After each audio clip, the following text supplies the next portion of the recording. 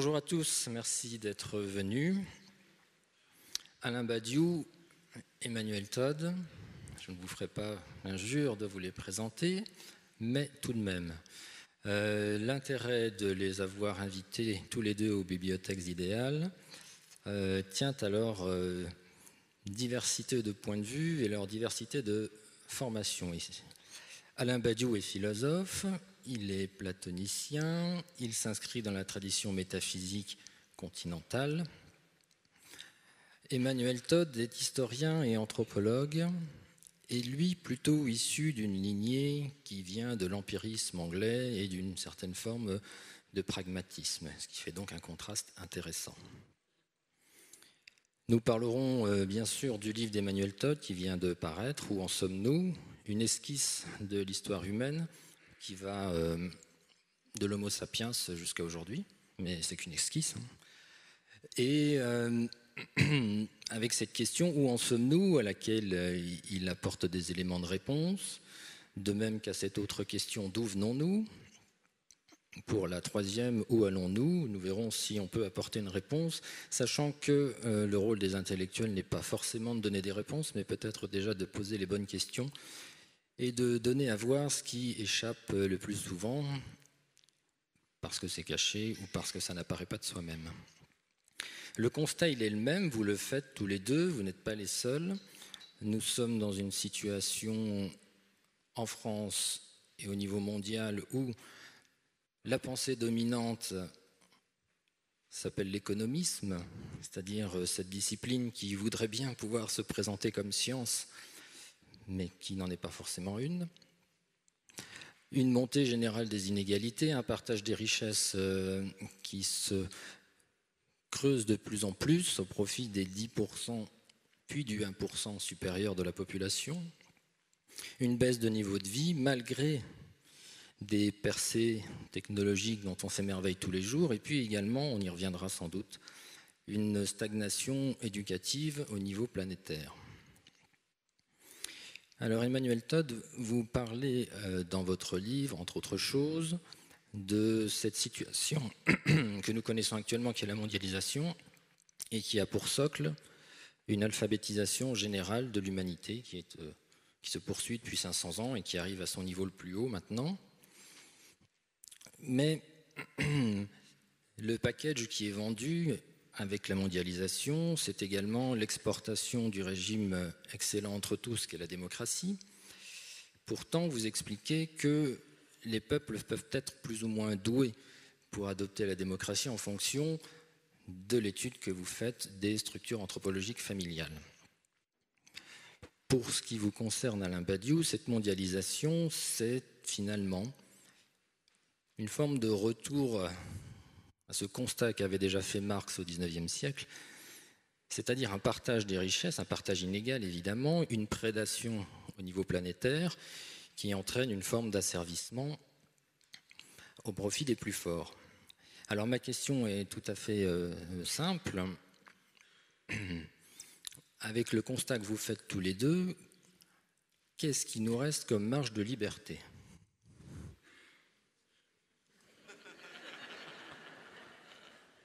Parce que si on sort d'un déterminisme économique pour rentrer dans un déterminisme des structures familiales, que pouvons-nous faire ? La question c'est celle-là, que pouvons-nous faire ?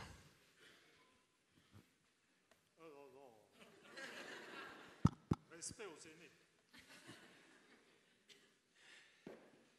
Oui, il est bien vrai que dans la situation présente, il y a une question extrêmement difficile concernant le possible. C'est tout à fait vrai.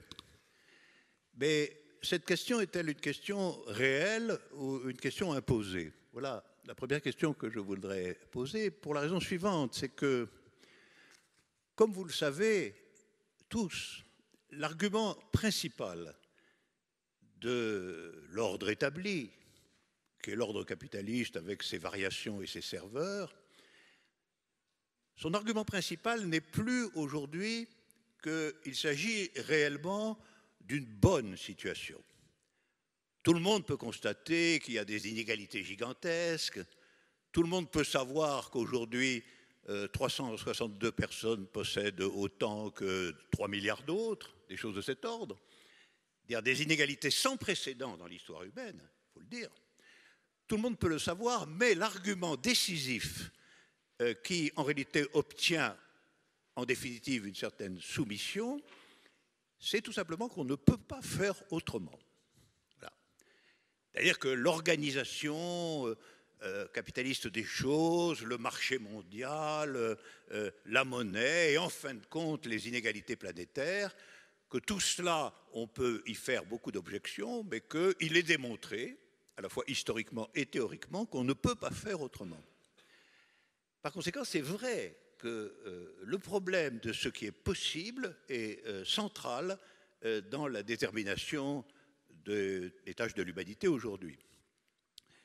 Et c'est pourquoi je pense que si on s'engage dans des démonstrations limitées et spéciales du fait qu'à l'intérieur de l'ordre général établi, on pourrait avoir des possibilités meilleures, on finira par se trouver en proie à cet argument décisif que, oui, d'accord, mais au niveau général, au niveau global, on ne peut pas faire autrement. C'est la seule possibilité économico-politique viable dans le destin de l'humanité.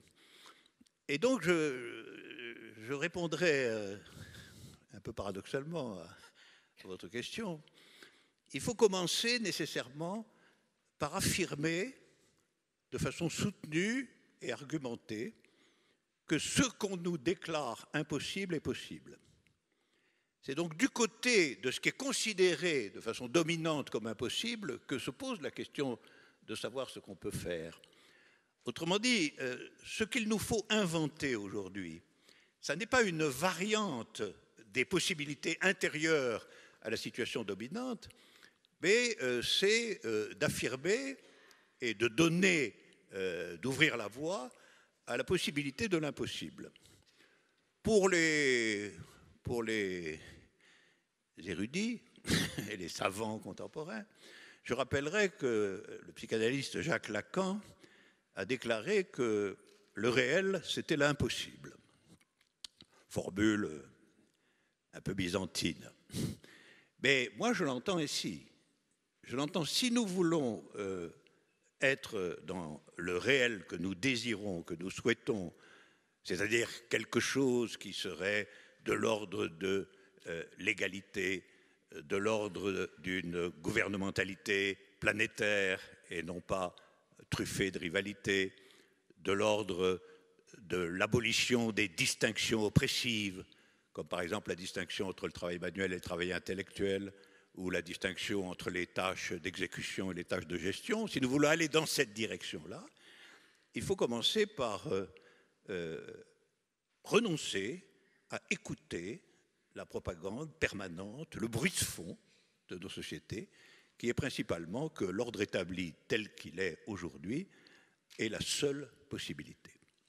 Et il faut donc que nous acceptions de diviser le possible, c'est-à-dire d'une certaine manière, par rapport à la domination, de nous installer dans ce qui sera pendant longtemps considéré comme impossible. Voilà. Faux. Ça marche. Alors, mon attitude et ma réponse à la question seront évidemment tout à fait opposées, tout simplement parce que le livre que je viens de faire et l'attitude d'esprit dans laquelle je suis, faisant ce livre, est une attitude absolument pas engagée. J'ai tout à fait des opinions, je l'ai montré dans des livres antérieurs, j'ai d'ailleurs perdu tous mes combats politiques, et ça explique peut-être cette attitude de simplement retour au plaisir d'observer et de comprendre l'histoire, mais le modèle que je présente dans ce livre n'a absolument pas la prétention de dire ce qu'il faut faire. C'est-à-dire qu'il propose une vision, je dirais, et des éléments d'explication, une vision, je dirais, enrichie de l'histoire humaine. Donc dedans, je vais expliquer que ça a tout à fait des implications pour la compréhension du présent. Je veux dire, l'éthique de la vérité, la compréhension scientifique sert à quelque chose. C'est pas d'une attitude anticivique, en fait. Par exemple, c'est très important de savoir, Thierry Jobard l'a évoqué à propos de mon livre, que moi je vois la source de la montée des inégalités pas du tout dans les superstructures économiques et politiques, c'est là que ça se passe. Et le politique aide la machine économique à produire ces inégalités, mais je vois l'origine de la montée de ces inégalités dans l'évolution des mentalités, dans le développement d'une mentalité inégalitaire qui vient de l'apparition d'une éducation supérieure de masse qui ne s'est pas étendue à toute la population. Ce qui fait que dans toutes les populations les plus avancées du monde, il y a, je dis schématiquement, c'est un type idéal, il y a une variété nationale assez grande, un tiers de gens dans une génération qui vont être au niveau du supérieur, un tiers d'un secondaire quelconque et un tiers au-dessous. Enfin, c'est un modèle. Et donc, c'est important de comprendre ça, certainement, si on veut agir, mais personnellement, je dirais, je suis même capable à la fin de dire qu'il va bien falloir qu'un jour, les gens d'en haut et les gens d'en bas arrive à un nouveau pacte social, puisque bien évidemment cette stratification éducative est à l'origine de l'élitisme d'une partie des sociétés avancées, du populisme d'une autre partie, et que comme des sociétés ne peuvent pas vivre divisées contre elles-mêmes, que ni les uns ni les autres ne peuvent gagner, il va bien falloir négocier, mais c'est une sorte de hockey civique final. Le gros de ma recherche n'est pas là-dedans, c'est simplement une observation correcte de la réalité. Et en plus, je n'aurai jamais de réponse générale, puisque donc, je distingue la partie que j'appelle consciente. C'est un pastiche d'une topique freudienne, ça n'est pas sérieux, c'est pas du tout ça en fait. Donc partie consciente, ce que les gens ont en tête, et là où ils pensent que ça se passe, c'est le politique et l'économique. Et puis la partie subconsciente, c'est ce dont je viens de parler, c'est l'évolution du système éducatif, qui pour moi est l'axe central de l'histoire. Il m'arrive de me définir quelquefois comme un hegelien statistique, puisque c'est des choses qu'on peut mesurer par les taux d'alphabétisation, etc. Et puis, c'est subconscient parce que les gens ne se rendent pas compte que c'est le moteur de l'histoire, le véritable axe de l'histoire, mais ils savent que c'est très important, et ils s'angoissent tellement pour les études de leurs enfants que c'est en cours d'affleurement. Ils savent tellement que leur destin économique sera une fonction de leur réussite scolaire qu'on ne peut pas dire que c'est vraiment inconscient. Mais il y a les profondeurs vraiment inconscientes et qui sont en interaction, les traditions religieuses et les structures familiales qui ensemble vont jusqu'à définir, même actuellement, un phénomène de divergence des sociétés avancées. Mon livre et ma recherche actuelle est beaucoup sur les sociétés les plus avancées.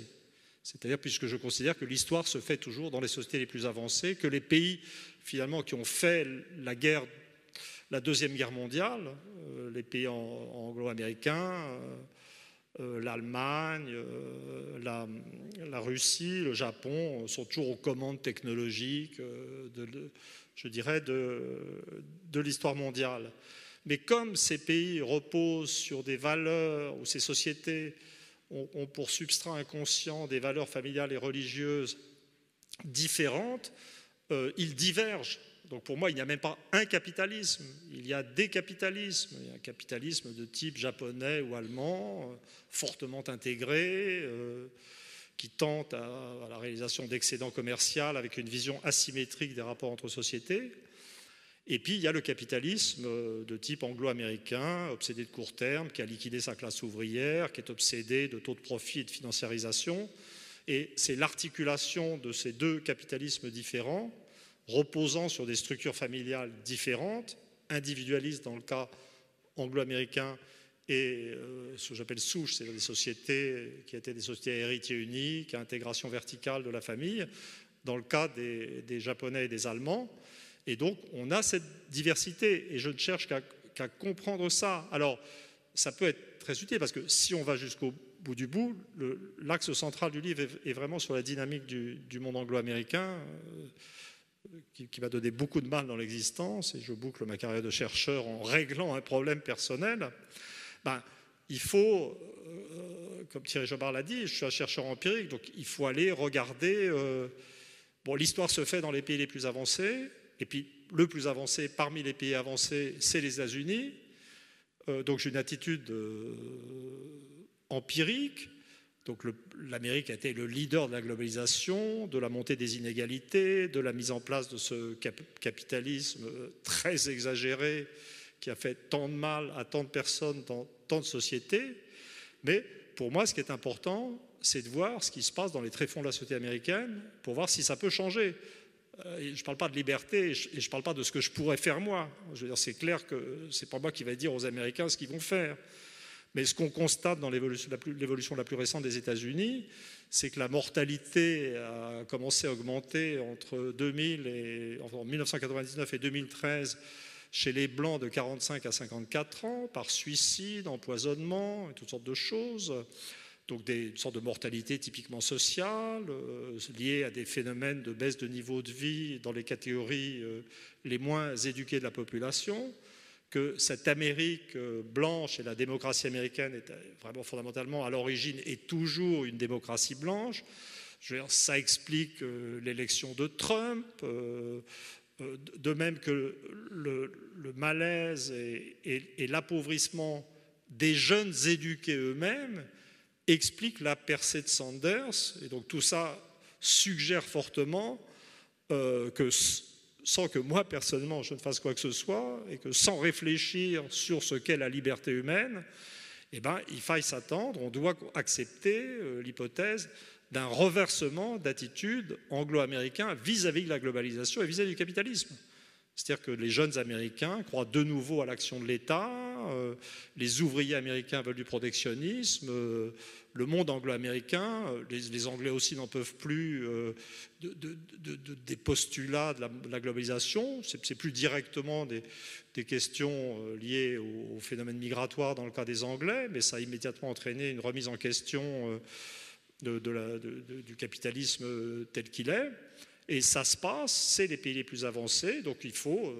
et je vais peut-être arrêter là pour cette présentation, mais pour revenir sur la question, en fait, qui était, et sur le débat, dans tout ça, je pense que, en profondeur, mon attitude doit être civique.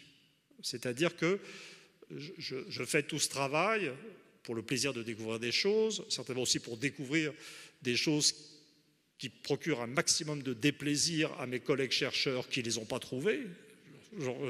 C'est quand même, c'est quand même un grand bonheur de les avoir, voilà. Mais des choses qui peuvent servir à d'autres pour se situer et pour agir.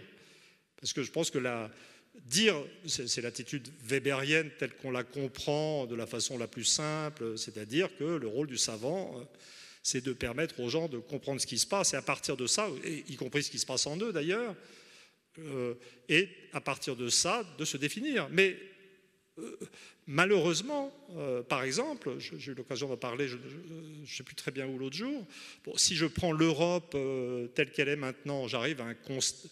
J'ai fait la théorie de mon échec dans la lutte contre la monnaie unique. Donc on a une monnaie unique qui dysfonctionne sur le plan économique d'une façon incroyable. La France se trouve avec 10% de chômage structurel, toute l'Europe méditerranéenne est, je veux dire, massacrée dans ces jeunes générations. D'autres pays s'en sortent à peu près. Le système est piloté par une Allemagne qui ne sait pas où elle va, selon moi, et qui mène des politiques économiques totalement discordantes, avec une base démographique très faible, une efficacité, je dirais, tout à fait monstrueuse. Mais il faut bien admettre, c'est particulièrement évident dans un pays comme la France, que ce qui est frappant, c'est que face à cet échec économique absolu, les Américains sont médusés de ça, eh bien, idéologiquement, l'euro est très solide. Même le Front National ne veut plus en sortir, apparemment. C'est tout à fait extraordinaire. Peut-être que ça va réouvrir le débat. En fait, finalement, bon. Mais voilà. Et j'en donne une explication de type anthropologique. Je mesure les régions de la zone euro qui ont des structures familiales traditionnelles autoritaires, des traditions religieuses autoritaires. Je constate qu'elles sont dominantes dans la zone euro. Et l'euro est une monnaie, je dirais, autoritaire de domination qui n'est pas là pour aider les gens, mais pour les discipliner. Et donc, je veux dire, l'euro, comme conception de la monnaie, est tout à fait conforme au tempérament de l'Europe continentale, qui n'a d'ailleurs jamais été tellement favorable à la démocratie libérale. Donc on retombe sur un lieu commun historique. C'est que l'Europe, avant le débarquement des Américains en Normandie, et des Anglais, et des Canadiens, les grandes productions, les productions de l'Europe des années 30, enfin la contribution à la démocratie libérale du Portugal de Salazar, de l'Espagne de Franco, de la France de Pétain, de l'Italie de Mussolini et de l'Allemagne nazie n'était pas tellement notable. Donc je redécouvre ce fait qu'en fait, il y a juste 3 démocraties occidentales traditionnelles.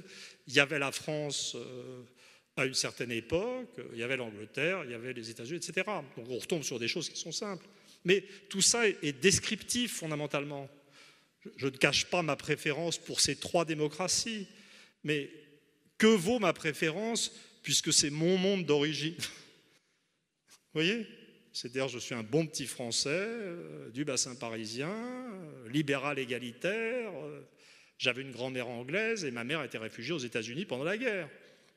Donc en fait, le fait que je préfère ces 3 pays, je ne me permettrai pas de dire que c'est l'avenir du monde. Je n'irai pas jusqu'à faire des offres de service à la CIA, mais bon, quand même. Donc vous voyez, j'ai un rapport civique mais passif à la réalité du monde. Et je n'ai pas de solution utopique. Je ne peux pas dire tel système devant nous serait bien qui supprimerait, je ne sais pas, l'aliénation humaine. Au pire, je suis capable de rêver d'un système où les dirigeants ne feraient pas trop de conneries qui font souffrir les gens inutilement. Une politique monétaire stupide, la guerre de 14, ces trucs-là. Tous ces trucs produits par des élites soi-disant compétentes. Alors, l'éducation... Oui, faites-vous plaisir. L'éducation est effectivement une question importante dans votre livre. Pendant très longtemps, le schéma était assez simple. Il s'agissait d'éduquer le plus possible, puisque une bonne éducation entraînait une hausse du niveau intellectuel, une meilleure formation des citoyens, et dans une société démocratique, c'était bénéfique pour tous. Alors effectivement, s'il s'agit plus de comprendre ce qui se passe plutôt que d'anticiper ou de deviner ce qui peut arriver, on voit quand même... J'ai pas dit ça. Je dis, je veux bien anticiper ou voir ce qui va arriver, mais je ne prétends pas agir dessus ou proposer quelque chose. Par contre, être prompt pour le voir, ça me plaît bien. Voilà, vous êtes prompt sur pas mal de trucs dans le livre. Et donc, pour la question de l'éducation, il y a cette stagnation du niveau éducatif, dont vous dites qu'elle n'est peut-être pas durable, mais ce qui s'est passé petit à petit, effectivement, vous le dites, il y a l'école primaire qui est productrice d'égalité, mais il y a l'enseignement supérieur qui, lui, produit l'inégalité et conduit au repli de cette élite éduquée et à son enfermement intellectuel. Alors, c'est peut-être pas durable, enfin c'est une tendance qui a l'air de se répandre un peu partout. Moi, c'est ce que je pense. Je crois qu'au départ, le développement de l'éducation supérieure a été perçu comme la suite du développement du primaire, du secondaire. Les Américains sont entrés là-dedans avec une génération d'avance, largement. Et les gens ne se sont pas rendus compte. Enfin, le premier qui s'est rendu compte, il y a un type qui s'est rendu compte très vite, qui pour moi est le génie absolu dans ce domaine, que je cite tout le temps et je ne suis pas le seul. C'est l'anglais Michael Young. C'est le type qui a inventé le mot méritocratie. Il a écrit un bouquin que je cite abondamment, qui s'appelle The Rise of the Meritocracy, donc la montée de la méritocratie, qui se présente comme un roman de science-fiction écrit en 2033, c'est assez stupéfiant comme ça, et où un type explique que le développement des études supérieures reposant sur un mécanisme méritocratique de sélection des meilleurs, etc., a produit des sociétés plus oppressives qu'on n'en a jamais vues. C'est une sorte de perversion de l'idéal démocratico-méritocratique, c'est-à-dire qu'on ne s'est pas rendu compte que ça allait produire la stratification de la société sur la base de la compétence scolaire, allait produire un monde où les gens d'en haut se pensaient vraiment supérieurs, les gens d'en bas se pensaient vraiment inférieurs, et tout ce qui pouvait se passer dans un monde comme ça, ce n'était pas du tout la revendication d'un bouleversement, mais un mégotage à la marge sur ce qui était dû matériellement aux uns aux autres. Tout ça a été écrit en 1958. Bon, c'est vrai que les Anglais ont une grande tradition d'anticipation dans l'inégalité. L'inégalité, ils connaissent, c'est même la moins égalitaire des grandes démocraties libérales. Et moi, ce qui m'a fasciné, c'est de voir cette prédiction se réaliser. En fait, Young est de nouveau utilisé par des types comme David Goodhart en Angleterre, qui sont des gens qui réclament aussi une négociation, c'est pas dit comme ça chez lui, entre le peuple et les élites, ou les élites de masse, en fait, etc. Mais c'est notre monde. Alors, ce que j'ajoute dans ce livre, c'est une analyse de ce que j'appelle du rôle social réel d'académia. C'est pas pour pas dire université, puis pour montrer que ça couvre l'université, les grandes écoles, etc. Où en fait tout ce que j'essaie de faire, c'est d'essayer de faire prendre conscience du fait que l'éducation supérieure n'est plus quelque chose d'émancipateur, c'est simplement devenu une machine. Et le subconscient inégalitaire des sociétés n'est pas juste un truc qui est là par hasard, c'est qu'il y a une véritable machine sociale pour stratifier la société, pour trier les gens, une sorte de machine inégalitaire. Et bien évidemment, comme les gens ont dans l'esprit,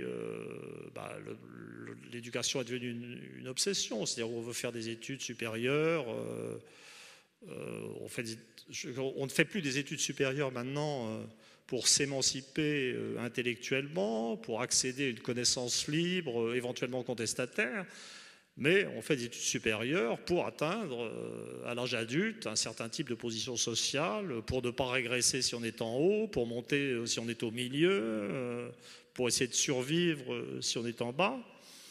Et que donc ça produit en plus, toute cette machinerie de tri devient un extraordinaire mécanisme de fabrication, de conformisme intellectuel. Puisque bien entendu, pour passer tous ces examens, tous ces concours de façon correcte, je veux dire, en particulier dans les humanités, dans les sciences sociales, l'important n'est pas d'être libre, l'important est de passer, d'être... voilà. Et donc c'est une vision... je ne dirais pas que c'est pessimiste, je ne milite que pour que les gens acceptent de voir la réalité. Et au final, alors on pourrait dire là, c'est toujours pareil, aucune recherche n'est complètement objective, je parle de mon milieu. Hein, et en gros, c'est aussi... mais plus que le plaisir de tailler un costard à mes collègues, c'est une explication pour moi-même de ce que j'ai vécu en tant que chercheur. C'est-à-dire un conformisme épais, une horreur des idées nouvelles, un manque d'intérêt pour la vérité, en fait. On sent le type qui est à la retraite maintenant et qui ne craint plus rien. Hein. Que l'érosion de sa retraite. Voilà. Alors vous êtes tous les deux dans la même démarche, en fait, chacun de son point de vue, puisque vous parlez de vérité.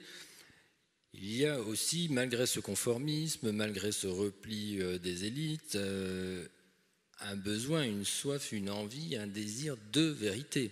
Encore faut-il se rendre disponible à cette vérité. Oui, je voudrais faire une petite remarque sur ce que Emmanuel vient de dire.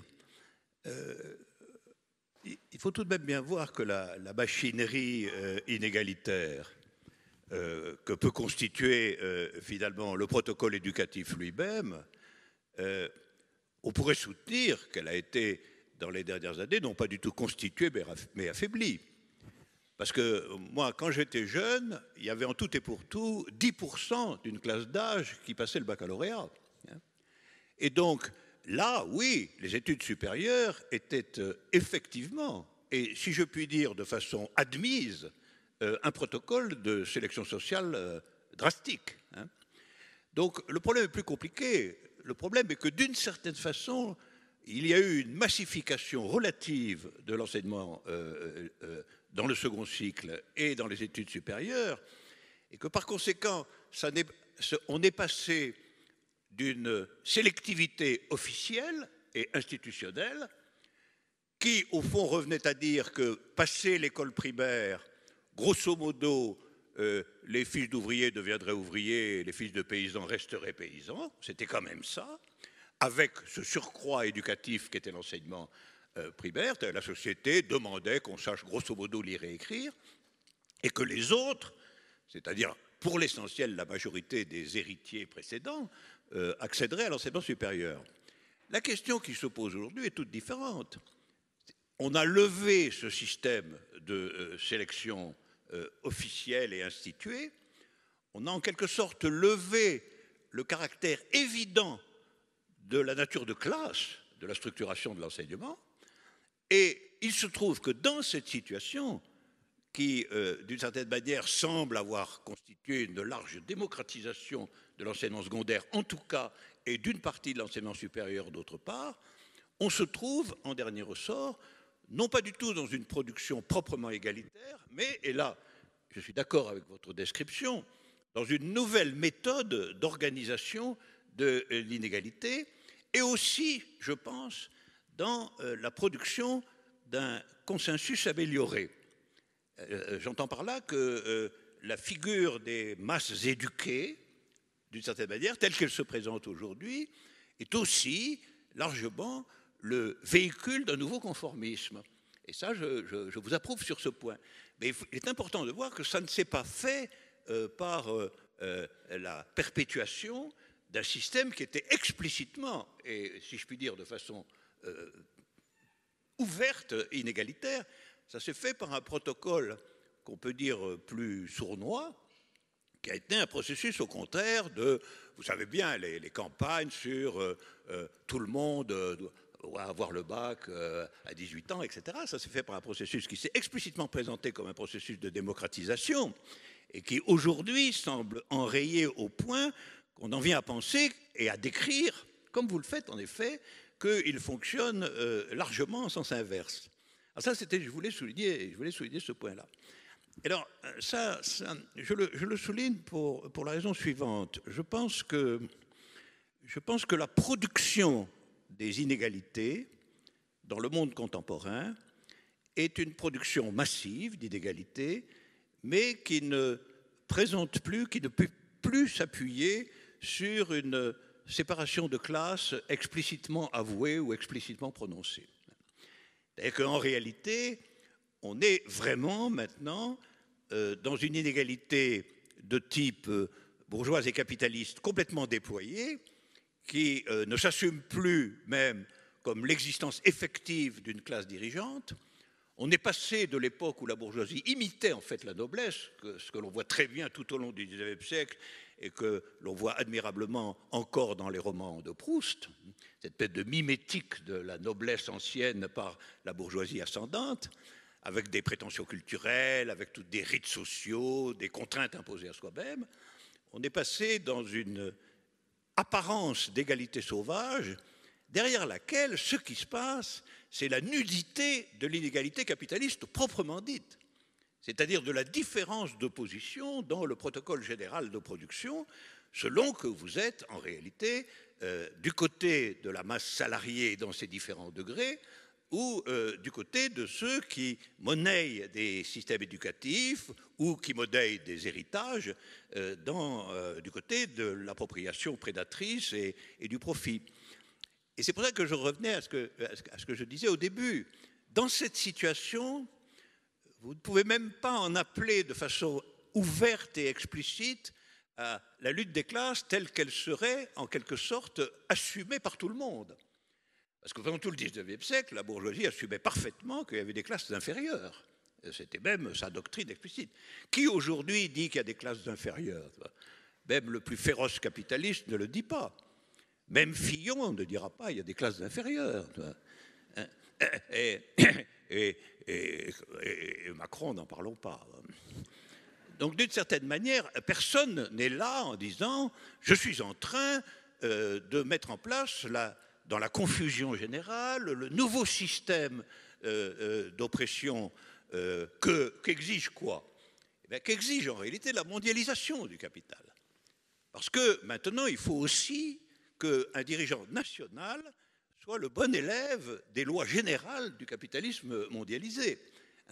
Et vous avez parfaitement raison d'étudier les différences dans le capitalisme contemporain.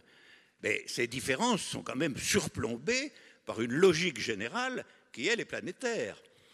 Nous savons très bien que les grandes compagnies et leurs dirigeants sont aussi à l'aise à Shanghai ou à Rio de Janeiro qu'à Londres ou à New York.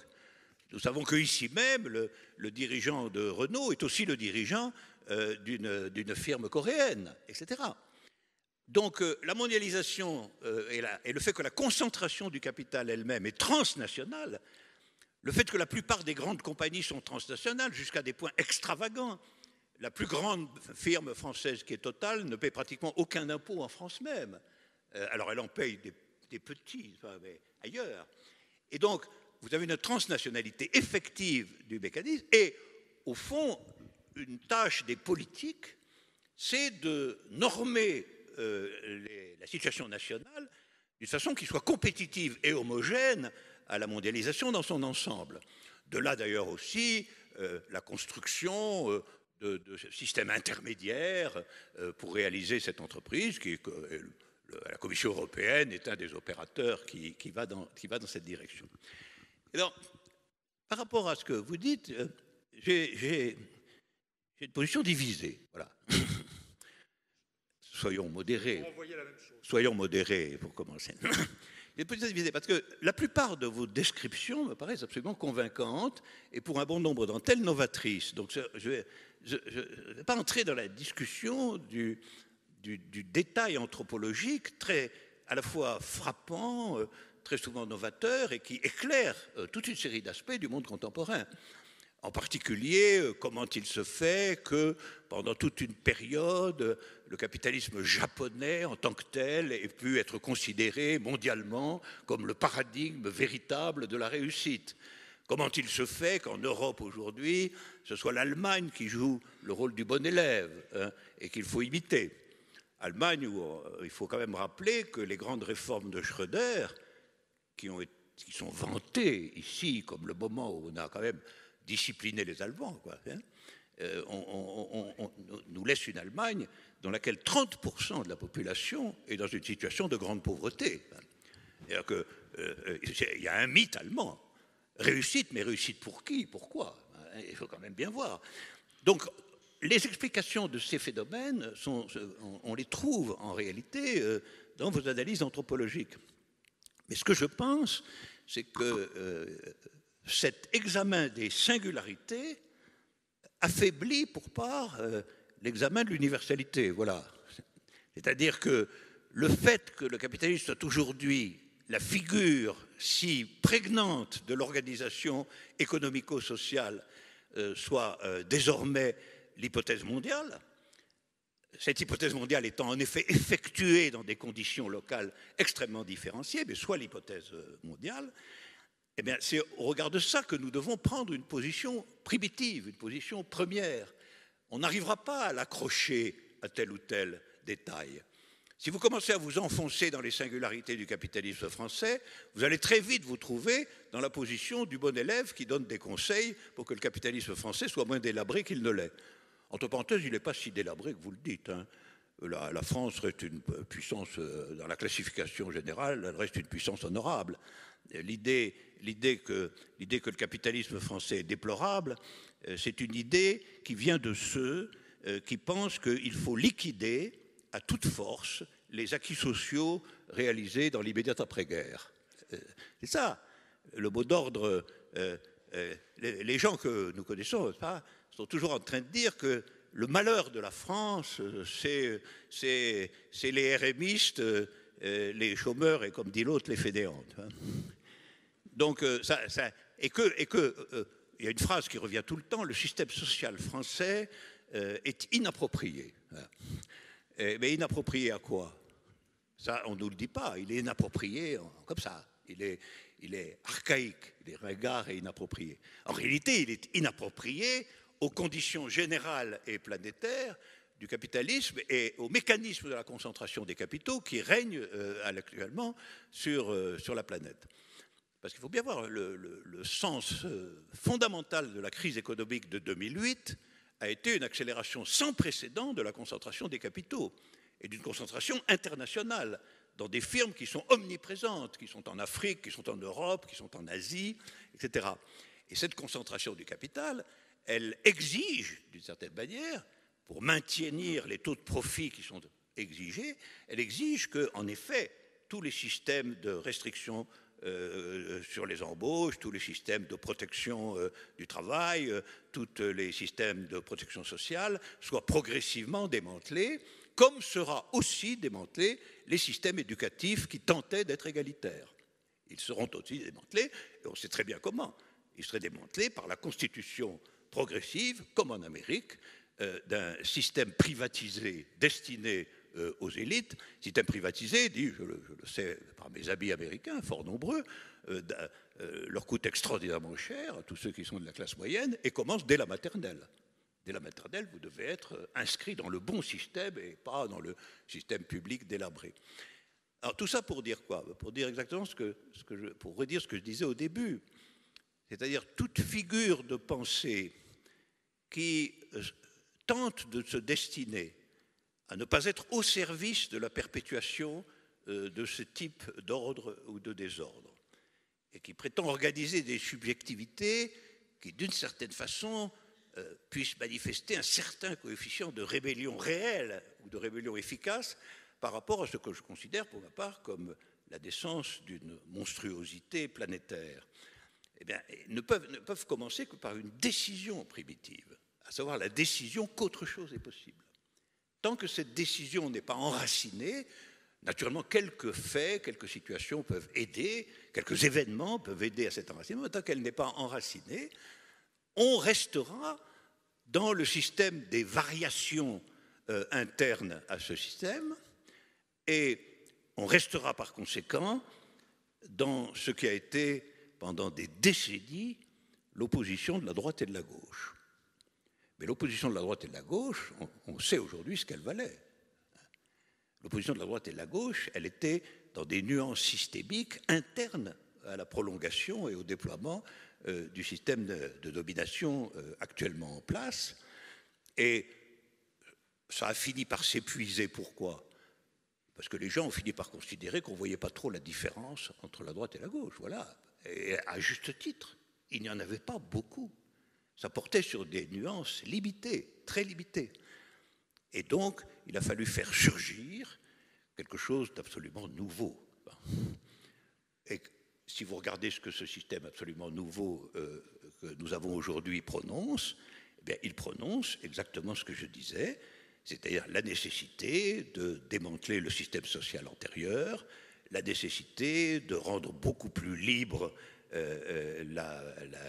l'embauche et le licenciement, la nécessité de démanteler les entités productives ou commerciales nationalisées, comme la SNCF et quelques autres, c'est-à-dire la nécessité de renoncer à tout ce qui portait trace d'un esprit public de la gestion des affaires.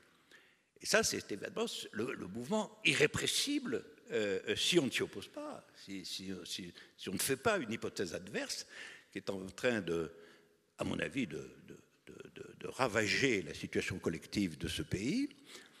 Et je pense que les descriptions singulières que propose l'anthropologie sont utiles sous la condition qu'elles soient internes à une hypothèse globale.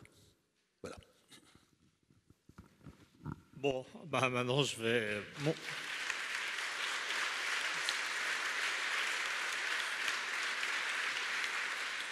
Bon, bah, maintenant je vais montrer que je n'ai pas d'hypothèse globale de réforme du capitalisme.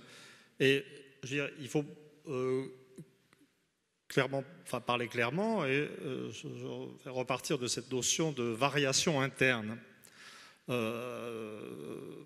je n'ai pas honte de le dire, je le dis.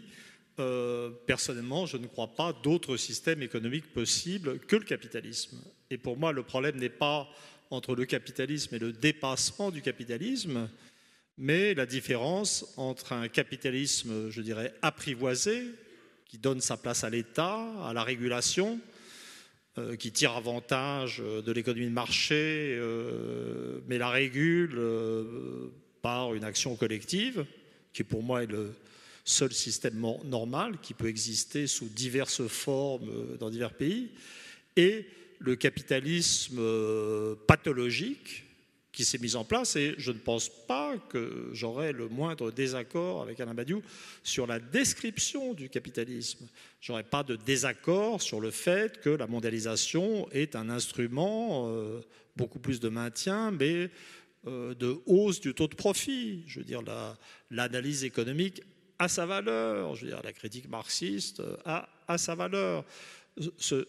Là où j'admets aussi tout à fait qu'au final, le développement de ce capitalisme pathologique ne bénéficie qu'à une mince pellicule supérieure, on va dire en suivant Piketty, des 1% supérieurs de la société, ou si on va plus loin dans Piketty, même les 0,1%, et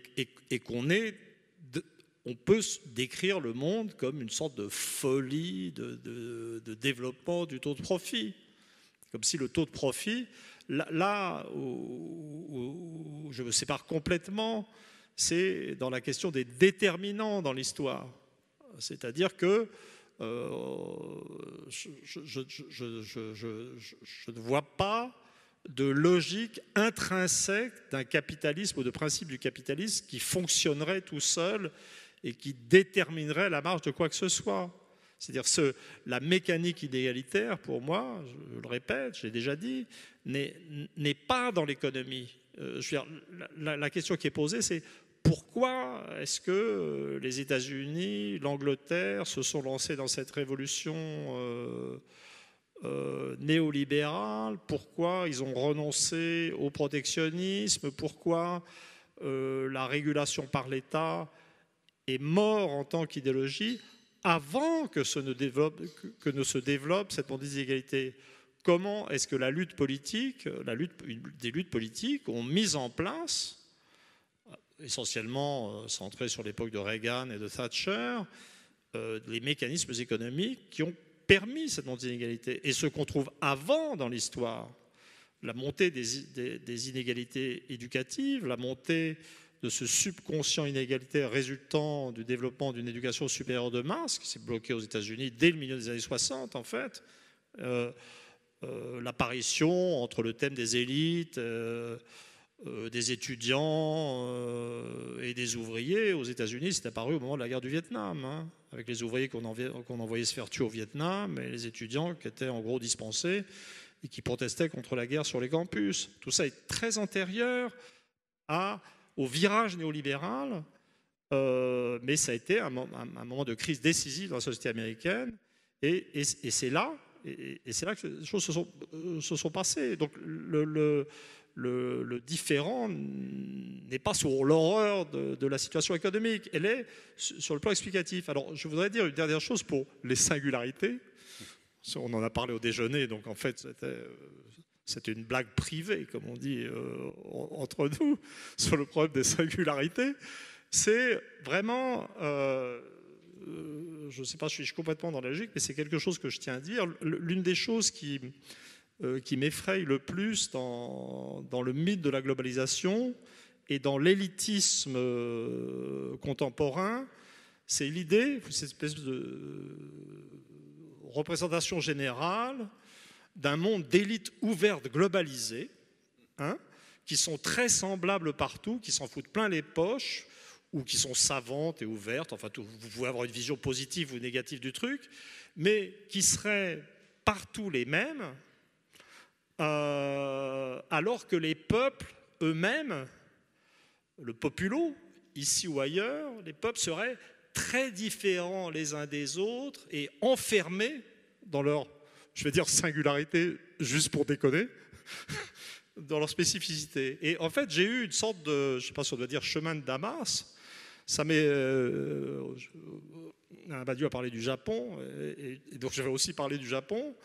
Et bon, le Japon est une société dont personne ne contesterait la différence.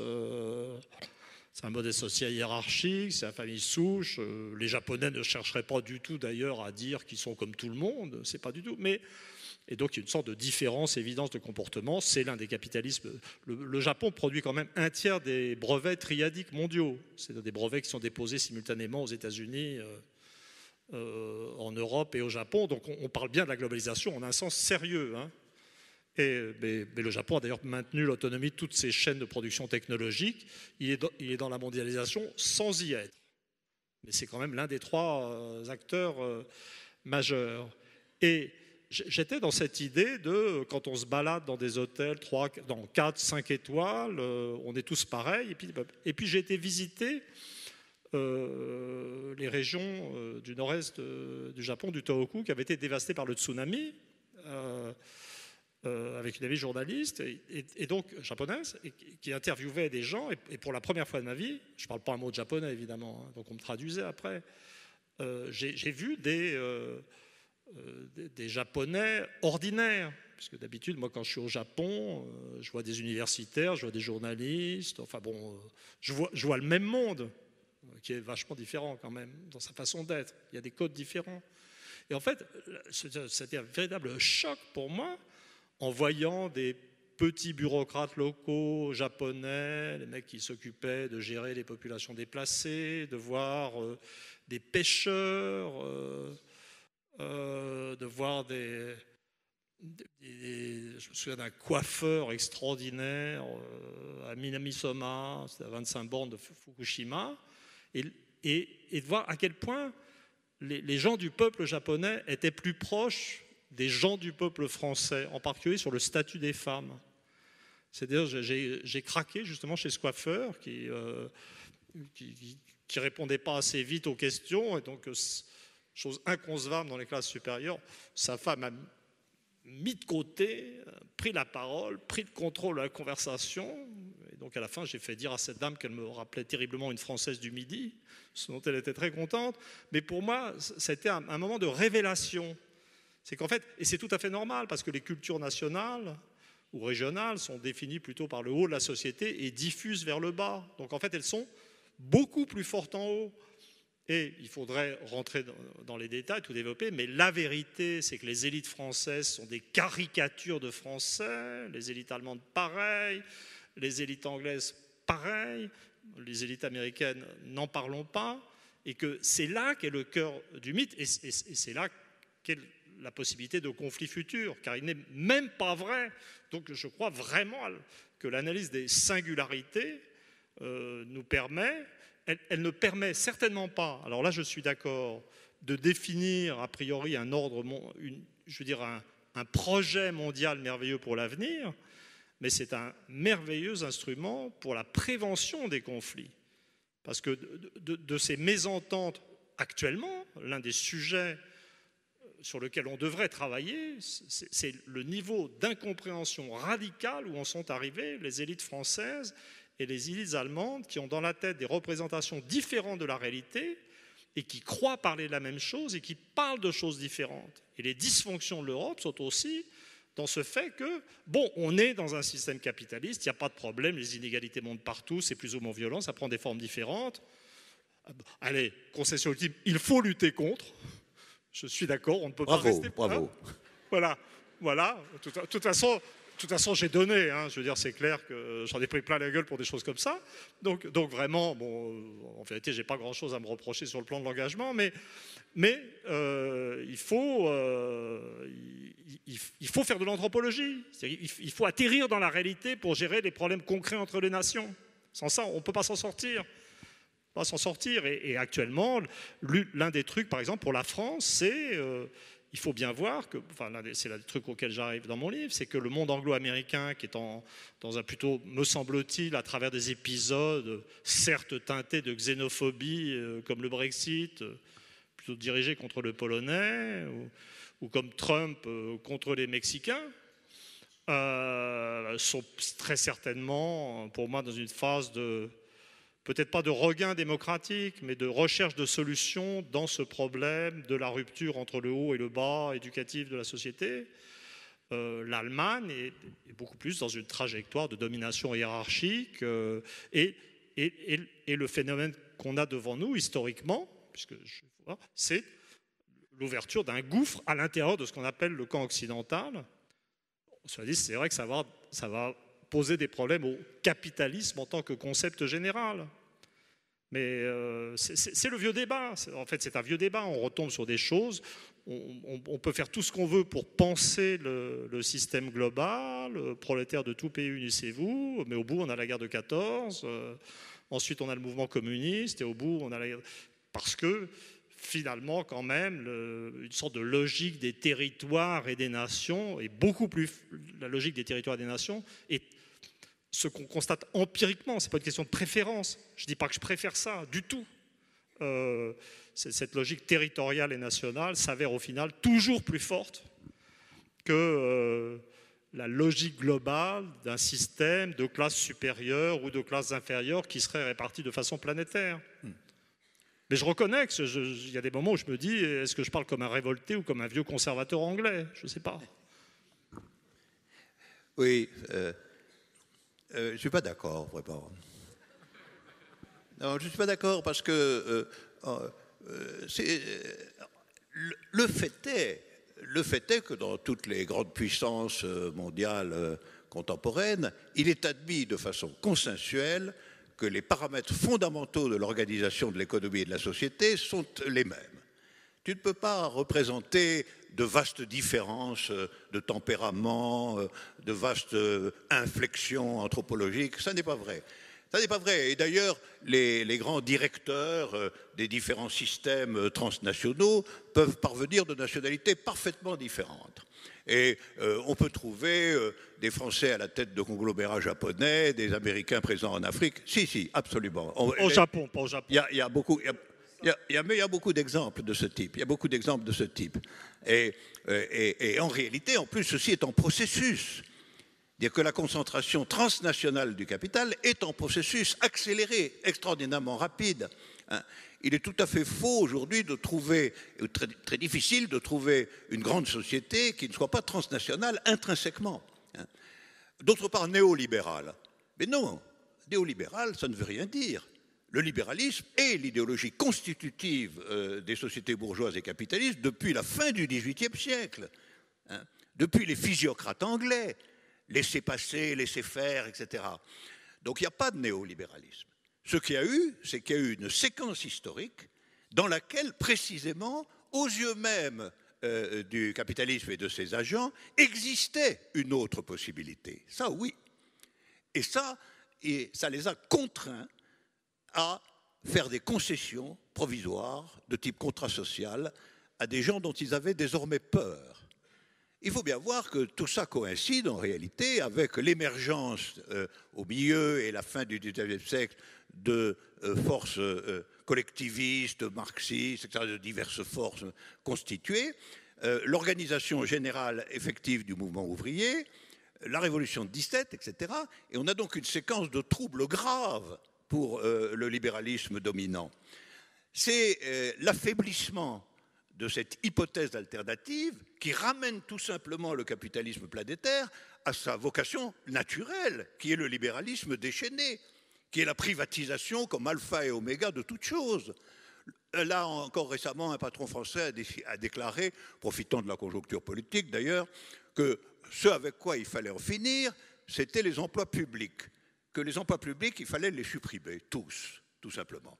Et vous allez voir, on va en supprimer un bon nombre. Peut-être pas tous, mais un bon nombre. Et ça, c'est le retour au XIXe siècle. La notion d'emploi public était vomi dès le début du capitalisme bourgeois. L'idée que toutes les entreprises devaient autant que faire se peut obéir aux lois générales de la privatisation et de la concurrence était un dogme. Donc nous sommes dans une phase régressive, nous ne sommes pas dans une phase d'invention et de novation idéologique. Ce n'est pas vrai du tout. Le néolibéralisme, c'est tout simplement la répétition des vieux dogmes du libéralisme qui ont toujours été la nature même de l'idéologie du capital. La concurrence, la performance, etc. Et tout ça sur le fond d'une progressive accumulation de la propriété privée dans des formes de plus en plus colossales et de plus en plus internationales. Donc moi je dis, en réalité, le drame de l'histoire contemporaine, ça n'est pas du tout des choses comme le néolibéralisme, etc. Le drame de la connaissance contemporaine, c'est la défaite de l'hypothèse adverse. Voilà. Et c'est de là qu'il faut partir. Ce qui doit nous soucier, nous préoccuper, sur lequel il faut que nous fassions notre propre bilan, et non pas écouter le bilan des adversaires, dont on sait ce qu'il est, à savoir que tout ça, c'était du crime et de la connerie, et que Dieu merci, on est revenu à l'état naturel des choses, qui, comme par hasard, est l'état des profiteurs de cette société. Le drame, et ce dont nous devons nous saisir, c'est comment se fait-il, et pour quelles raisons, qui devront être analysées par nous-mêmes, l'existence de l'hypothèse adverse, c'est l'existence de deux voies quant au destin général de l'humanité, qui se sont appelées la voie capitaliste et la voie communiste, les beaux ce sont les beaux. Comment se fait-il que cette hypothèse qui a travaillé la société, la pensée, les actions, les figures organisées, le syndicalisme, etc., pendant à peu près un bon siècle, comment se fait-il que cela ait finalement échoué, au point non seulement que les tentatives de réalisation de cela aient avorté, mais que l'hypothèse elle-même ait disparu. Parce que c'est ça la situation actuelle, c'est que la grande victoire des bourgeoisies planétaires n'est pas seulement de dominer, car elles continuaient à dominer largement des zones entières de la planète, après tout, même qu'à l'époque où il y avait des États qui se réclamaient du communisme, les États-Unis étaient encore là, les puissances européennes étaient encore là, le Japon était là, etc. Mais le véritable drame, c'est que ça ait réussi à annuler l'existence même de l'hypothèse adverse. Et tant qu'il n'y aura pas, ça c'est comme en science, quand vous n'avez pas une hypothèse générale, vous n'avez pas non plus de résultats particuliers. C'est vrai en physique. Si vous n'avez pas d'axiome compétent en mathématiques, vous ne savez même pas ce que c'est qu'une démonstration. Et en anthropologie, à la fin des fins, c'est pareil. Si vous êtes uniquement voué au système des singularités, eh ben, vous ne ferez que de la description. Mais la description, ce n'est pas de la science. La science, c'est justement quand on trouve les lois à l'intérieur du descriptif et non pas dans le descriptif lui-même. Et pour la politique et l'économie, c'est la même chose.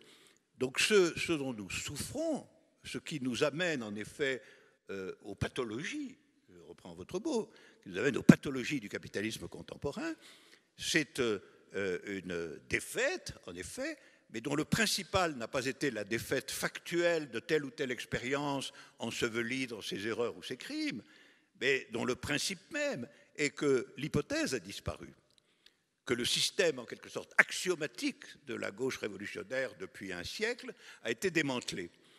Et moi, je crois que si on ne le reconstruit pas, si on ne le rééchafaude pas, si on ne le réinvente pas, eh bien, nous serons, par rapport à ce qui est en train de se passer, dans une situation d'impuissance, non seulement théorique, mais pratique, remarquable, et que cette situation d'impuissance conduira inévitablement à des conflits meurtriers à échelle mondiale.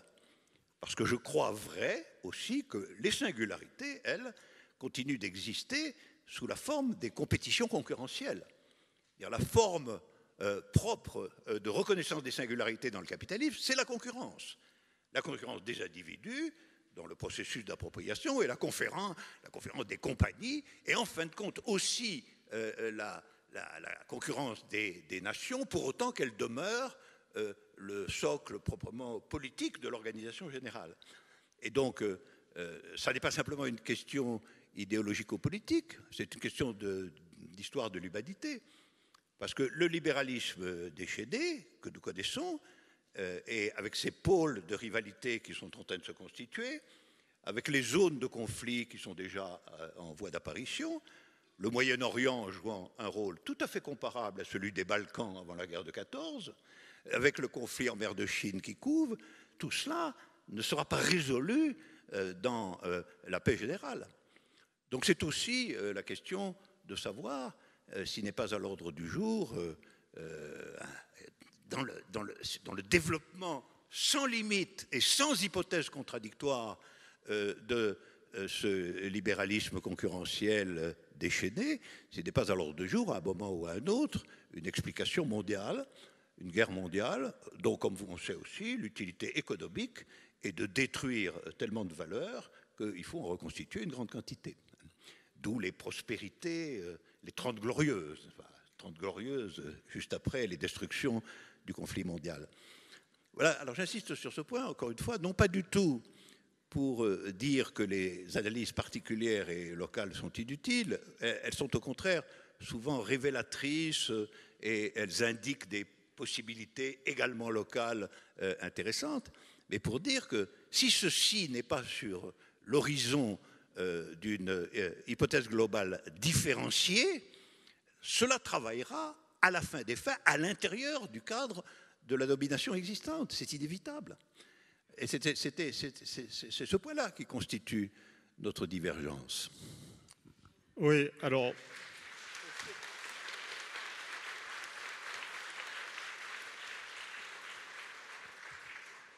Je vais quand même commencer par une vanne. C'est-à-dire que même si on n'arrive pas à une théorie scientifique de l'histoire, je vous rassure tout de suite, elle va continuer. Je veux dire, l'histoire continue indépendamment de notre conscience, de notre volonté et de notre compréhension. C'est ce qu'un prof d'histoire qui organisait des conférences contre Maastricht m'avait dit un jour, il m'avait dit après, il m'a dit je vois ce qui vous fait souffrir, monsieur Todd. Vous voudriez comprendre l'histoire, vous voudriez agir sur l'histoire, mais rassurez-vous, même si vous n'agissez pas et si vous ne comprenez pas, elle continuera. Donc c'est quand même rassurant. Alors, en ce qui concerne l'analyse des singularités, je veux dire, le mot singularité évoque quelque chose de petit, de partiel, et finalement de très insatisfaisant. Mais les singularités sur lesquelles je travaille, c'est le monde anglo-américain, dominant mondialement sur le plan géopolitique. On doit être autour de, à la louche, 500 millions d'habitants. C'est l'Europe, un petit peu moins maintenant que l'Angleterre en est sortie. C'est la Chine, 1,370 milliard actuellement. Bon, la Russie est à 120, le Japon doit être à 126. La somme de ces singularités est l'histoire du monde. C'est ça le problème. C'est-à-dire que je ne traite pas de petites singularités locales. L'anthropologie que je fais n'est pas une anthropologie de petits peuples primitifs qui n'influent pas sur l'histoire mondiale. C'est, je veux dire, la somme des singularités que j'étudie est l'histoire, en fait. Et si on a la somme de ces singularités, on comprend l'histoire. Donc, par exemple, alors je dirais comme singularité, en fait, je dirais que votre vision du capitalisme libéralisé et fou est singulière. Je trouve qu'elle correspond assez bien au développement des idéologies dans la sphère des démocraties libérales occidentales. L'Angleterre, les États-Unis et la France, qui sont dominés par une pensée libérale, effectivement, qui ont été dominés historiquement par des capitalismes libéraux, qui ont dégénéré dans la phase récente, et qui sont des pays, dans mes catégories anthropologiques, de structures familiales nucléaires individualistes. C'est-à-dire qu'il y a un rapport tout à fait entre cette vision ultralibéral ou délirant libéral ou tout ce qu'on veut, et quand même un fond anthropologique spécifique. Le reste de l'histoire peut être défini comme la réaction du monde des sociétés qui anthropologiquement n'étaient pas capables de prendre cette voie libérale et qui ont produit divers types de capitalisme, je qualifiais de réactionnel, mais qui n'ont jamais accepté les règles du marché libéral. On pourrait tout à fait, bon, si j'accepte vos visions d'un capitalisme envahissant et qui répand tout, je peux accepter ça, mais je dis, mais il vient d'une sphère anthropologique particulière, il se répand, c'est la révolution industrielle anglaise, et puis ça sera les Américains prenant la succession des Anglais dans la définition de... C'est tout à fait c'est ce que je décris dans mon livre, c'est-à-dire un monde qui est impulsé par le monde anglo-américain sur le plan économique. Et puis on pourrait décrire toutes les crises, je dirais, politiques du reste du monde comme une réaction à la diffusion de ce modèle de sociétés qui n'en sont pas capables. Donc l'Allemagne n'est pas capable de faire un capitalisme comme ça, et ça finit par produire le nazisme. Il y a d'autres explications, je simplifie. La Russie, ça va produire, même avant, le communisme. En Italie, on a le fascisme. Le Japon fait sa propre réaction. Et pour moi, je dis, l'important, si on veut se préparer au monde qui vient, c'est analyser spécifiquement et un peu en détail ces énormes singularités. Donc, par exemple, il y a un pays dont on n'a pas encore parlé, qui est actuellement peut être décrit comme un pays capitaliste régulé, c'est la Russie. La raison fondamentale pour laquelle le modèle communiste ou marxiste ou révolutionnaire s'est effondré, j'en ai deux. J'ai déjà parlé de la montée d'un inconscient, d'un subconscient plutôt inégalitaire par l'éducation, qui a produit des classes moyennes nombreuses, satisfaites, et qui ne sont plus dans des perspectives révolutionnaires. Et puis il y a l'échec radical économique du communisme en tant que machine économique quand même. Mais l'un des paradoxes que l'anthropologie permet d'accepter de voir, souvent pour accepter de voir, il faut comprendre aussi en même temps. On n'accepte pas de voir ce qu'on ne comprend pas. Mais la Russie actuellement est une économie de marché fortement régulée par l'État, et on peut expliquer pourquoi l'effondrement du communisme, qui pouvait être interprété à un moment donné comme le triomphe ultime de cette vague capitaliste, si on la définit en termes abstraits, pourquoi, en fait, ça n'a pas produit le même genre de truc qu'ailleurs, et ça a même produit un système capitaliste qui est extérieur à l'ordre capitaliste.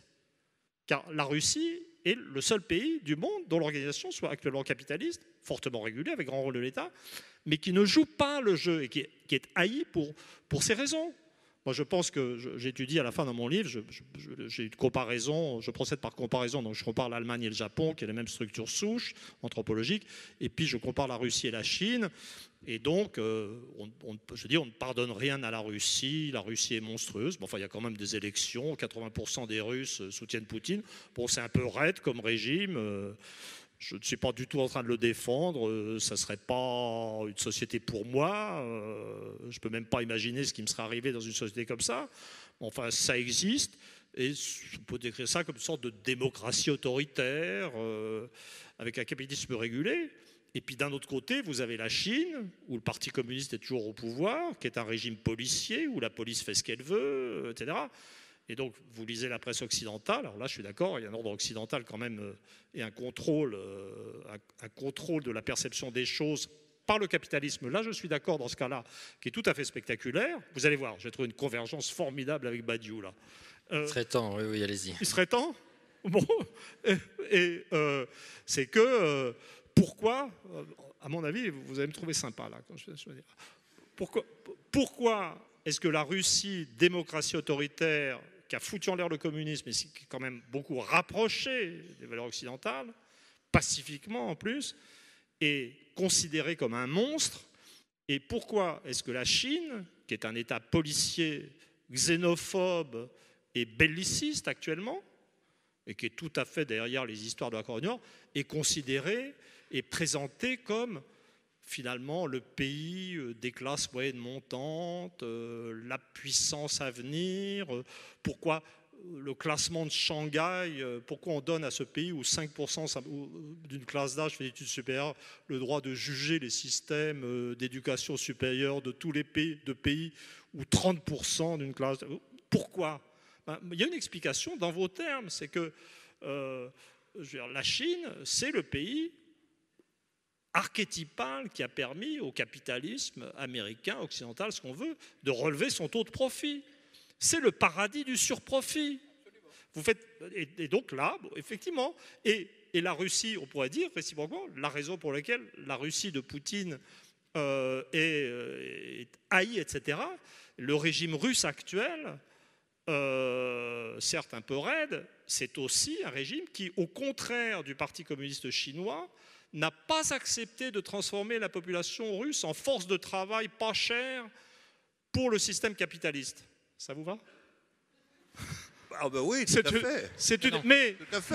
Mais Tout à fait. l'explication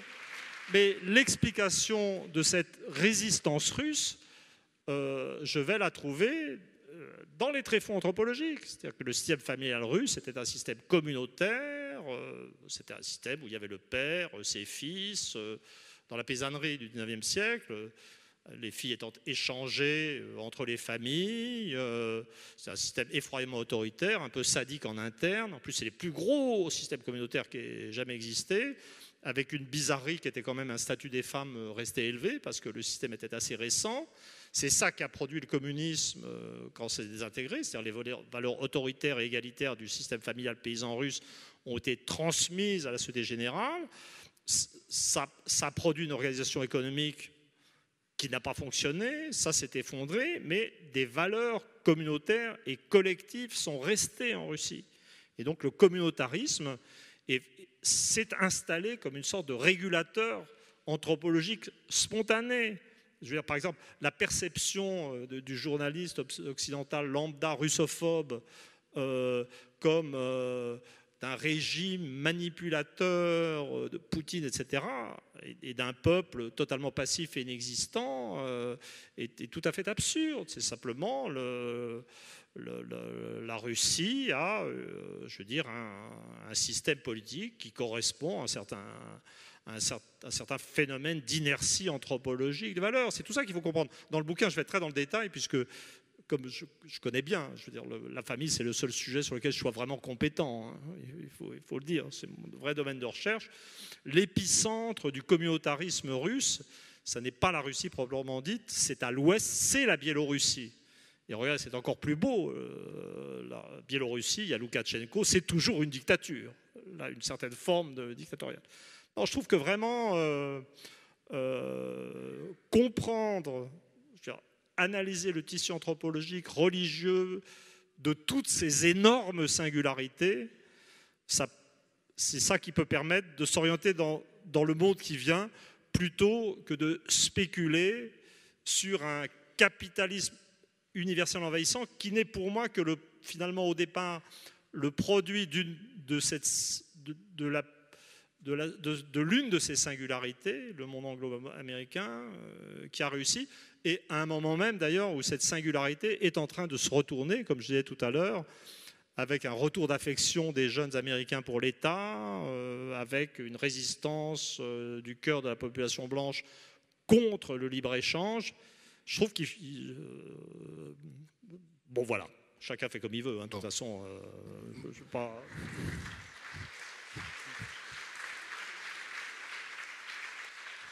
Je dirais que c'est particulièrement important en France de comprendre, parce qu'il y a un truc qu'on doit accepter, nous Français, c'est qu'on n'est pas maître du monde. On est certes un pays de haut niveau et qui reste important. Nous possédons l'arme nucléaire, on a une belle base à Kourou et des choses comme ça, mais on ne fait pas partie des pays qui définissent les règles du jeu. Je veux dire, les règles du jeu sont définies ou vont être définies entre les autres, entre les très grosses singularités, c'est-à-dire les Anglo-Américains, les Allemands, les Russes, les Chinois. Les Japonais seraient d'échelle à définir les règles du jeu, mais ça ne les intéresse pas du tout. Et la France va devoir faire des choix entre les modèles proposés. Donc c'est quand même... voilà. Bien, je vais me rendre utile. Je vais passer la parole aux étudiants Sciences Po qui ont des questions à vous poser.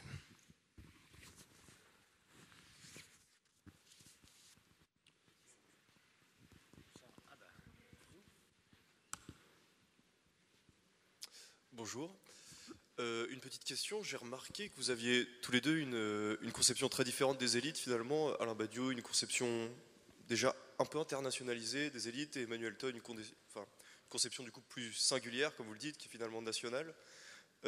Qu'est-ce que vous pensez justement de cette théorie de ce qu'on appelle la trahison des élites, cette idée qu'il y aurait une sorte de mondialisation et une sorte de culture un peu hors sol d'une élite mondialisée qui se liguerait contre les différents peuples, les différentes nations. Merci.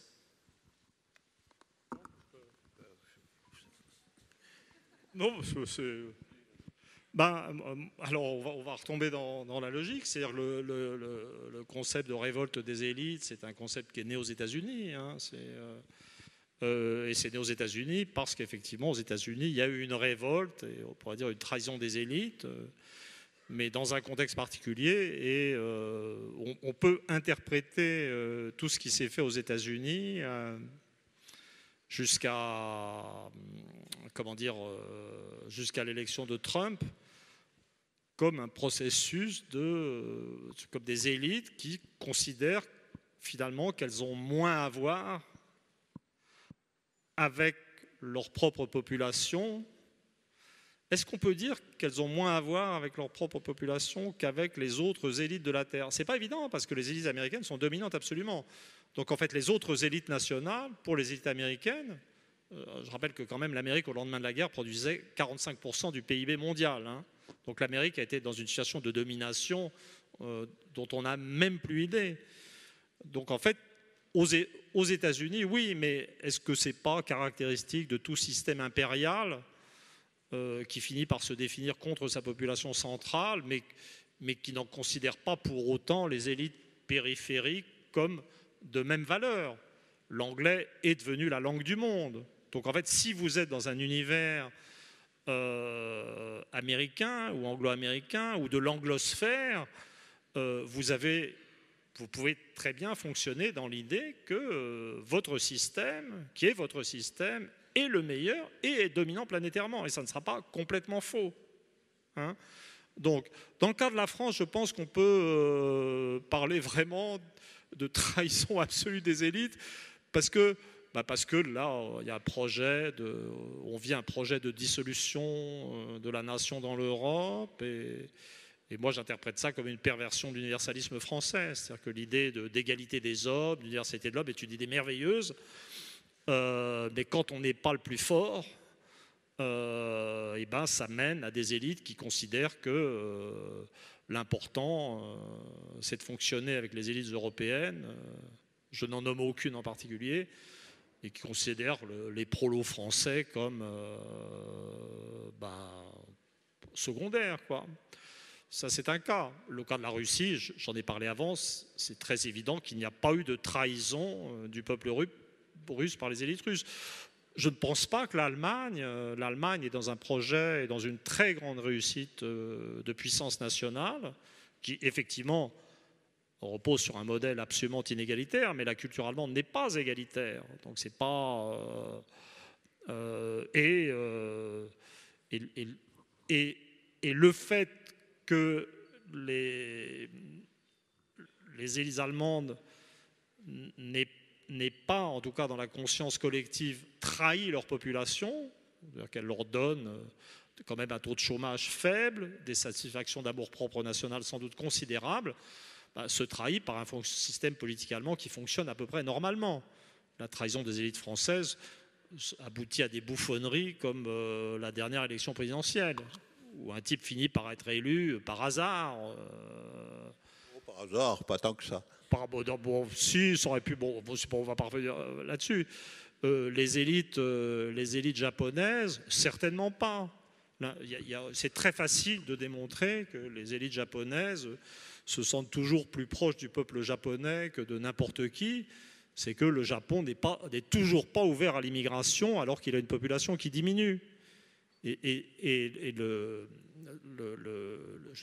L'ouverture à l'immigration dans un contexte de peur et de besoin de sécurité territoriale, de milieux populaires qui sont déjà secoués au niveau économique par l'internationalisation, par le libre-échange, la question de l'immigration est, je dirais, tout à fait fondamentale. Et il y a toujours au Japon l'idée d'un entre-soi japonais dans le cadre d'une culture à la fois méritocratique et hiérarchique. C'est un système complexe. Je veux dire, donc il n'y a pas de... On aime ou on n'aime pas, mais les Japonais pensent qu'ils sont Japonais de haut en bas de la pyramide sociale. Il n'y a pas de problème. Donc une fois plus, la Chine, je ne sais pas. Vous voyez, il faut être capable de dire qu'on sèche, et je ne saurais pas répondre directement à la question sur la Chine. Bonsoir. Je voulais savoir, à partir du moment où vous constatez que le cœur de la globalisation, qui est le monde anglo-saxon, donc les États-Unis et le Royaume-Uni, sont en train progressivement, du fait du ras-le-bol de leur population, de se détourner du système économique actuel, organisé structurellement autour du libre-échange, comment est-ce que vous voyez l'avenir de la globalisation du coup dans ce contexte? Puisque le cœur de la globalisation s'en détourne, avec le Brexit et l'élection de Trump. Et donc, comment, dans ce contexte-là, vous pensez que ça va évoluer? Est-ce que, par exemple, avec la Chine a dit récemment qu'elle allait devenir l'avocate du libre-échange, mais structurellement, c'est plutôt contraire à sa structure anthropologique familiale. Donc, comment est-ce que vous voyez l'avenir pour la globalisation? Est-ce qu'on va aller vers une démondialisation? C'est-à-dire que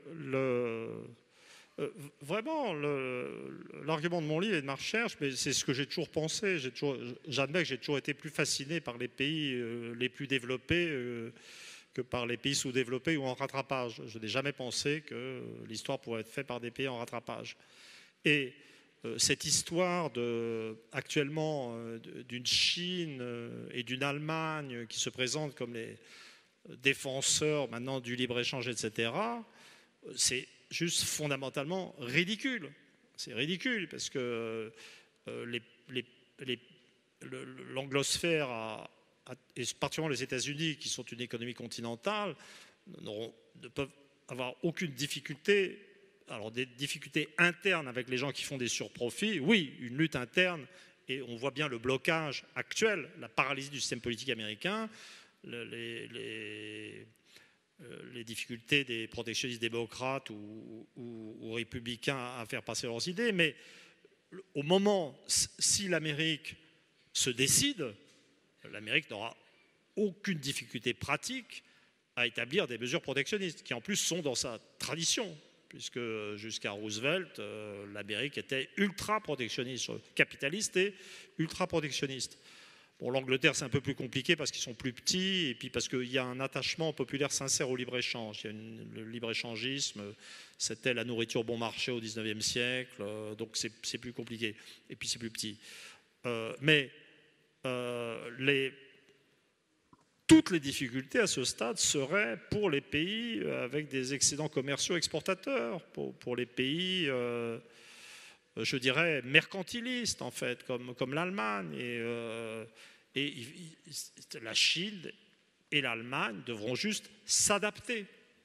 C'est tout. C'est un cas particulier d'une histoire qui ne sera pas faite ou qui ne serait pas faite par des pays qui sont fondamentalement suivistes. Je veux dire, l'Allemagne peut avoir des stratégies de type divergent, mais de toute façon... En vérité, le meilleur théoricien du protectionnisme, Friedrich List, était allemand. L'Allemagne a été pas le premier pays à pratiquer, mais le premier pays à théoriser le protectionnisme. Et puis l'espace économique allemand est tel que ce ne serait pas difficile du tout pour l'Allemagne de définir un espace protégé européen qui lui conviendrait. La Chine, c'est vraiment, ils n'arrivent pas à développer une consommation intérieure, ils ont une économie en interne qui reste de type stalinien avec des taux d'investissement dément de 45%. Et c'est toujours pareil, on retombe sur ce mythe chinois. Alors la présentation de dirigeants russes comme des crétins qui n'ont pas su sortir du communisme et des Chinois comme des génies qui ont construit une économie exportatrice. Le destin de la Chine a été décidé à Washington. Par les délocalisations et par la volonté de faire des surprofits avec la main-d'œuvre chinoise. Et ils pataugent, les dirigeants chinois. Et c'est pour ça qu'ils foncent dans des trucs xénophobes, qui provoquent le Japon, qui voudrait juste être tranquille. Mais là aussi, on a aussi des choses qui nous racontent que le Japon est militariste. Alors que toute l'histoire du Japon pour le XVIIe siècle, à part le bref moment à la fin où ils ont essayé d'imiter les colonialistes occidentaux, c'est une histoire de pacifisme et de développement intérieur autonome. Donc, pour moi, il y a deux pôles d'instabilité dans le monde. J'aurais tendance à voir le monde anglo-américain patauge, mais est stable. Actuellement, on est plutôt sensible au fait qu'il patauge. Donc les gens Barnier se frottent les mains, des difficultés de l'Angleterre à définir une ligne. Tout le monde croit que l'Amérique est... En vérité, ils sont en avance, ils remettent en question les choses, ils essayent de... Et si on regarde, ils ont des systèmes démocratiques ou libéraux qui fonctionnent de façon parfaitement satisfaisante, comme l'Angleterre. Et puis les autres sont... donc ils sont stables. La Russie est un système stable, très dynamique, qui a refait une spécialisation militaire très efficace. Le Japon diminue de taille, mais est stable.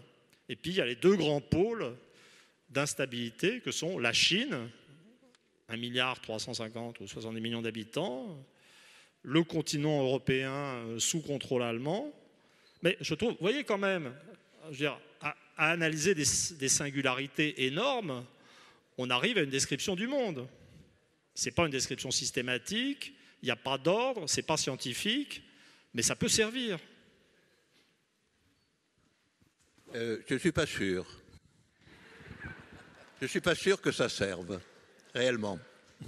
Parce que pour que quelque chose serve, il faut avoir le dispositif préalable de ce qui sert et de ce qui ne sert pas. Sinon, d'où ça va sortir? Que ça serve, mais que ça serve à quoi exactement? Ça va servir peut-être à moi. Peut-être aux gens comme moi qui ont une hypothèse, ça peut servir. Non, mais ceux qui n'en ont pas, que vont-ils faire de cette description polymorphe? J'ai dit tout à l'heure loyalement que je n'avais pas de vision grandiose de l'avenir ou d'un système idéal. Mais je suis d'accord, je vous accorde ça. Je vous avais dit ça peut servir. Je vous dis ça peut servir à qui?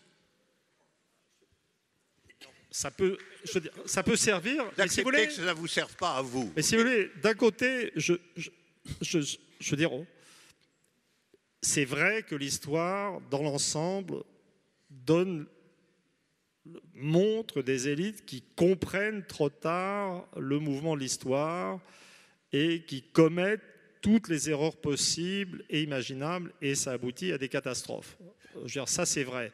Mais le rôle du chercheur, c'est de donner des éléments qui permettraient, par exemple, une restructuration des rapports internationaux avec une entente correcte entre Américains et Russes, le passage ordonné à un protectionnisme raisonnable et concerté entre les États serait quelque chose qui permettrait certes pas d'aboutir à une utopie merveilleuse, mais qui atténuerait les souffrances de beaucoup de gens. Je sais pas, je trouve que c'est... On peut toujours essayer. Je dis à la fin du livre, je dis que j'espère que ça servira aux politiques, etc., mais que je ne suis pas très optimiste. Et puis j'ai quand même rajouté à la dernière minute, mais qui sait? Mais les élites actuelles ne commettent aucune erreur. Qu'est-ce que c'est que cette histoire? Vous faites comme si les élites actuelles avaient comme but le bien commun. Mais elles n'ont pas comme but le bien commun, elles ont comme but leur porte-monnaie. Donc elles ne commettent aucune erreur. Mais c'est... Non. Au contraire, elles n'ont jamais été aussi à l'aise que dans le monde contemporain. Et elles ont montré dans l'histoire que provoquer des guerres mondiales qui correspondaient à des massacres sans précédent dans l'histoire leur importait finalement assez peu. Ce n'est pas leur problème, le bien commun. Je ne dis pas que les élites capitalistes ont pour but le bien commun. Je ne dis pas qu'il n'y a pas beaucoup de gens qui aiment s'enrichir, etc. Mais j'ai quand même peut-être une vision plus optimiste de l'humanité, puisque les gens des élites sont quand même des êtres humains comme nous tous. Et je ne peux pas croire qu'on se sente bien ou de mieux en mieux simplement en accumulant des signes monétaires qui ne servent à rien. Et donc on ne peut pas exclure l'hypothèse que au sein des élites, un fond altruiste humain se manifeste un jour. Alors là, vous dites le fond de votre pensée, là. Je sais pas. Je veux dire, si vous spéculez sur l'altruisme des maîtres du monde actuels, alors là, vraiment, il n'y a plus qu'à laisser tomber. Non, je veux dire, une partie des élites prenant non, vraiment,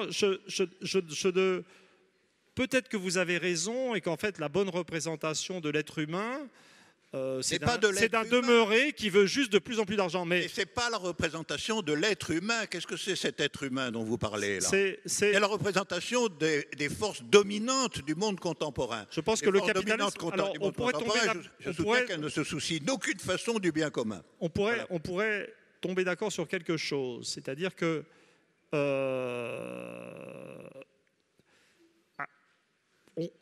on est confronté à des groupes ou à des classes supérieures, enfin c'est des pellicules supérieures qui sont dans une accumulation effrénée d'argent. Mais je pense qu'on peut tomber d'accord sur le fait qu'au-delà d'une certaine quantité, l'argent ne sert plus à rien. Et à ce stade, je fais un peu du café du commerce là, le choix pour les membres de ces élites, c'est au-dessus de l'argent, il y a le pouvoir, une volonté de pouvoir pur, de domination des hommes, qui fait certainement des effets psychiques auxquels je n'ai pas accès, car je ne supporte ni d'obéir, ni de commander, à titre personnel. Donc c'est un monde qui m'est... Mais il y a aussi, je veux dire, une autre voie possible, je veux dire, qui est une voie plus altruiste, je ne sais pas... Mais oui. je parle de quelque chose qui représentait comme une crise spirituelle positive. Je ne suis pas loin de proposer la fondation d'une nouvelle religion. Non. Messieurs, je suis désolé, mais on va finir là-dessus. Hein.